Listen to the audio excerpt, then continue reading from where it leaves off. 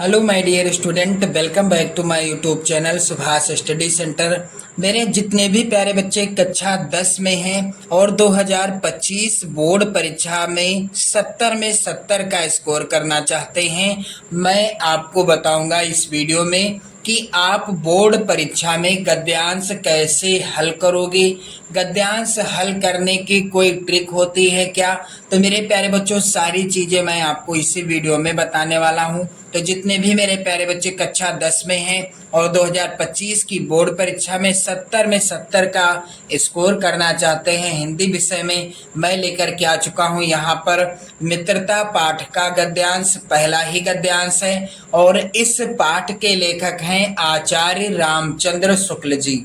चलिए मेरे प्यारे बच्चों, जब कोई भी गद्यांश आप देखेंगे बोर्ड परीक्षा में जिसको आप हल करने वाले हैं, सबसे पहले तो आप गद्यांश को अच्छे से पढ़िएगा।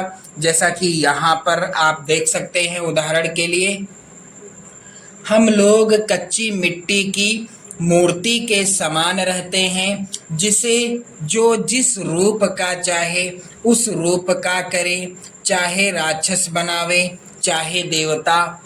ऐसे लोगों का साथ करना हमारे लिए बुरा है जो हमसे अधिक दृढ़ संकल्प के हैं, क्योंकि हमें उनकी हर एक बात बिना विरोध के मान लेनी पड़ती है। पर ऐसे लोगों का साथ करना और बुरा है जो हमारी ही बात को ऊपर रखते हैं, क्योंकि ऐसी दशा में ना तो हमारे ऊपर कोई दबाव रहता है और ना हमारे लिए कोई सहारा रहता है। तो ये है गद्यांश। आप गद्यांश को अच्छे से पढ़ोगे तो जो तीसरा प्रश्न आता है गद्यांश आधारित, उसका उत्तर आप गद्यांश में ही पा जाओगे। पहला प्रश्न यहाँ पर आप देख रहे हैं, उपर्युक्त गद्यांश का संदर्भ लिखिए। कैसे लिखा जाएगा संदर्भ, क्या ट्रिक है? तो सबसे पहले जब आप बोर्ड परीक्षा में किसी भी गद्यांश को हल करेंगे, किसी भी गद्यांश को हल करेंगे तो सबसे पहले आप प्रश्नोत्तर संख्या डाल दीजिएगा, जैसा कि आपको मैं बता दूंगा बोर्ड एग्जाम से पहले। फिर आप गद्यांश के शुरुआत के और अंतिम के शब्दों को जरूर लिखना संकेत के रूप में। यहाँ पर उत्तर डाल दीजिएगा और संकेत हेडिंग डालने के बाद आप ये हेडिंग जरूर डाल देना मेरे प्यारे बच्चों, गद्यांश के शुरुआत के और अंतिम के शब्दों को जरूर लिख लेना। जैसे कि यहाँ पर है, हम लोग कच्ची मिट्टी, और शुरुआत के शब्द ये हैं हम लोग कच्ची मिट्टी, और लास्ट के शब्द क्या हैं गद्यांश के? कोई सहारा रहता है। ये हो गया।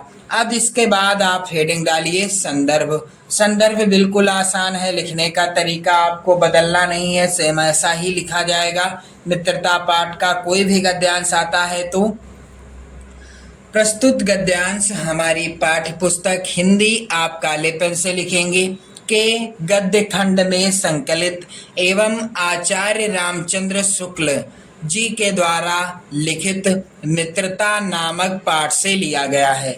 मेरे प्यारे बच्चों, बिल्कुल आसान है संदर्भ, और मैं उम्मीद करता हूं कि कोई भी गद्यांश आपकी पाठ्य पुस्तक से बोर्ड परीक्षा में आता है मित्रता पाठ का, तो आप जो है संदर्भ सेम इसी तरह से लिखेंगे।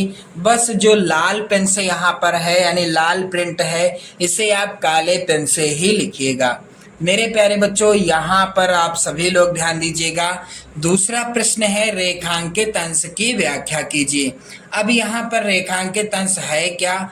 हम लोग कच्ची मिट्टी की मूर्ति के समान रहते हैं, जिसे जो जिस रूप का चाहे उस रूप का करे, चाहे राक्षस बनावे चाहे देवता। ऐसे लोगों का साथ करना हमारे लिए बुरा है जो हमसे अधिक दृढ़ संकल्प के हैं, क्योंकि हमें उनकी हर एक बात बिना विरोध के मान लेनी पड़ती है।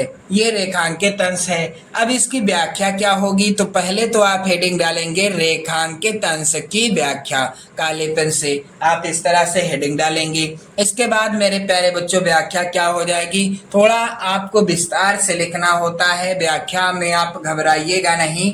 जैसे कि यहाँ पर आप लोग ध्यान देंगे, शुक्ल जी कहते हैं कि हमारी अवस्था ऐसी होती है जैसे कच्ची मिट्टी की मूर्ति होती है, जैसे कि यहाँ पर हम लोग कच्ची मिट्टी की मूर्ति के समान रहते हैं, जिसे जो जिस रूप का चाहे उस रूप का करे, चाहे राक्षस बनावे चाहे देवता। तो यहाँ पर विस्तार से आप देख पा रहे होंगे, जैसे कच्ची मिट्टी की मूर्ति होती है जिसे तोड़कर किसी भी प्रकार का रूप दिया जा सकता है।